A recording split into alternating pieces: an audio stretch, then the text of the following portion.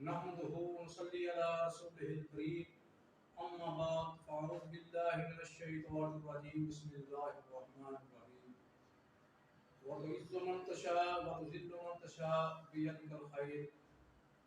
اللہ رب العزت جس کو چاہتا ہے عزتوں سے نواز دیتا ہے اور جس کو چاہتا ہے ذلت اور رسوائی اس کا مقدر بن جاتی ہے۔ تو میرے برادر، آج کی گفتگو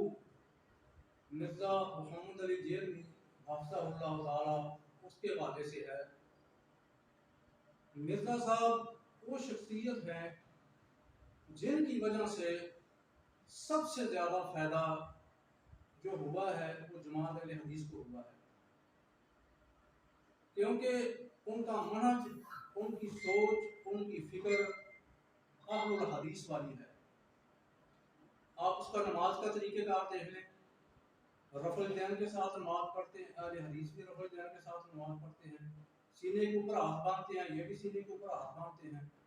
آمین بالجہر کے وہ بھی کہہ رہے ہیں، یہ بھی کہہ رہے ہیں، فاتحہ خلف الامام کے وہ بھی کہہ رہے ہیں، یہ بھی کہہ رہے ہیں، اور ان کا بھی دعویٰ ہے قرآن و سنت، اور مرزا صاحب کا بھی دعویٰ ہے قرآن و سنت۔ لیکن افسوس کی بات یہ ہے کہ جس بندے سے جس مسلک کو فائدہ پہنچ رہا ہے اور پہنچا ہے، وہی لوگ اس کے خلاف ہیں،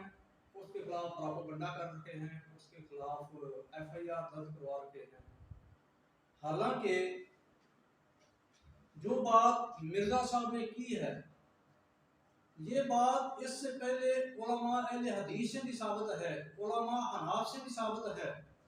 اور دیگر کتب کے اندر بھی موجود ہے، لیکن سمجھ نہیں آ رہی کہ یہ وہ ذاتی نام پرستی تھی، ذاتی غصہ تھا جو مرزا صاحب کے اوپر نکالا گیا اور ان کے خلاف ایف آئی آر درج کرائی گئی۔ اسی طرح ہی سال ڈیڑھ سال قبل ناصر مدنی صاحب نے ایک چینل کے اوپر بیٹھ کر ایک بات کی تھی کہ میں یہ کہتا ہوں کہ آپ اپنا سپریم لا قرآن و سنت کو بناؤ اور اپنا ماڈل رسول اللہ صلی اللہ علیہ وسلم کی ذات کو بناؤ،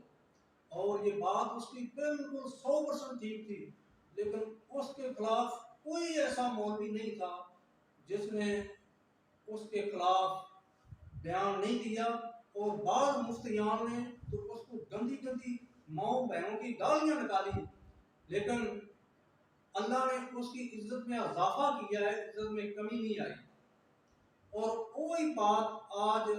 مرزا محمد علی جیلنی کے ساتھ ہو رہی ہے۔ میں کہتا ہوں کہ مرزا محمد علی جیلنی حفظہ اللہ وہ بندہ ہے کہ جس نے توحید بیان کرنے کا حق ادا کر دیا ہے، اور اس طرح کی توحید شاید آج تک کسی اہل حدیث عالم نے بیان نہ کی ہو جس طرح کی توحید اس نے بیان کی ہے، اور شرک و بدعت کا اس نے ایسا رد کیا ہے، ایک ایک نقطہ اس نے نوٹ کیا، ایک ایک نقطہ نوٹ کر کے اس کے اوپر اس نے ویڈیو بنائی اور اس کا رد پیش کیا ہے۔ اور ایک بندہ اہل الحدیث کا منہج لے کر چل رہا ہے، اہل حدیث کی فکر لے کے چل رہا ہے، اہل الحدیث کی سوچ لے کے چل رہا ہے، اور کتاب و سنت کی دعوت پیش کر رہا ہے، اور آپ لوگ اسی کے خلاف ہی یہ مقدمات بنا رکھے ہو اور ایف آئی آر درج کرا رکھے ہو۔ اور ایک بات اور سمجھ نہیں آتی کہ ہمارے علماء دیندار طبقے کے خلاف ہی کیوں ہو جاتے ہیں۔ یہی مرزا محمد علی جیلنی، اس کی کلین شیپ ہوتی، اس نے پینٹ شرٹ پہنی ہوتی، اپنا آفس بنا کے اس کے اندر بیٹھا ہوتا،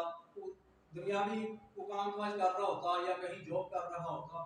اس کو کسی نے بھی نہیں کہنا تھا کہ مرزا صاحب آپ داڑھی کیوں منڈواتے ہیں، آپ نماز کیوں نہیں پڑھتے،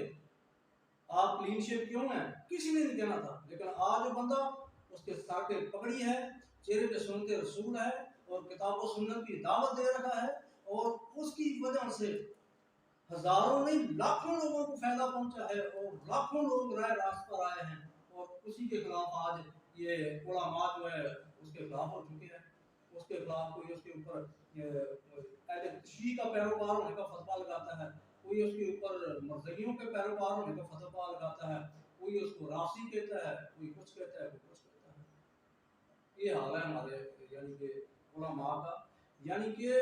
इस दौर में किताब व सुन्नत बयान करना भी एक जुर्म बन चुका है। तो अल्लाह के बंदो, अगर आपको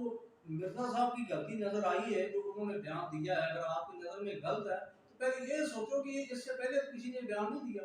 अगर दिया पहले उसको पकड़ो।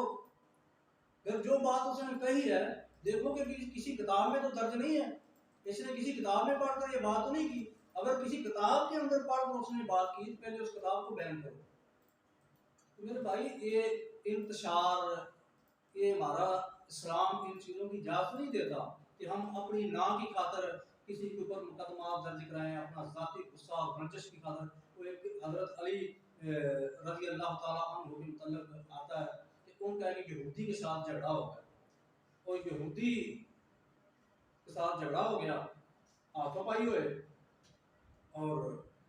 हज़रत अली ने यहूदी को नीचे लटाया और उसकी छाती के ऊपर चढ़कर बैठ गए, और उसको बसुन्ना मारने वाले थे, और यहूदी ने आगे से हज़रत अली के ऊपर थूक दिया, और हज़रत अली रज़ी अल्लाह ताला अन्हु का गुस्सा ठंडा हो गया, आप साइड पे हो गए। यहूदी कहने लगा कि मैंने आप पे थूका है, आपका गुस्सा ज्यादा होना चाहिए था, आपको ज्यादा गुस्सा होना चाहिए था, आप मेरे ज्यादा मेरे साथ मारपीट करते, आप साइड पे हो गए हो, क्या वजह? तो हज़रत अली रज़ी अल्लाह ताला अन्हु ने फरमाया कि पहले लड़ाई मेरी सिर्फ और सिर्फ अल्लाह के लिए थी,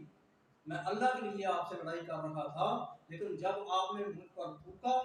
तो उसमें मेरा जाती अमल दखल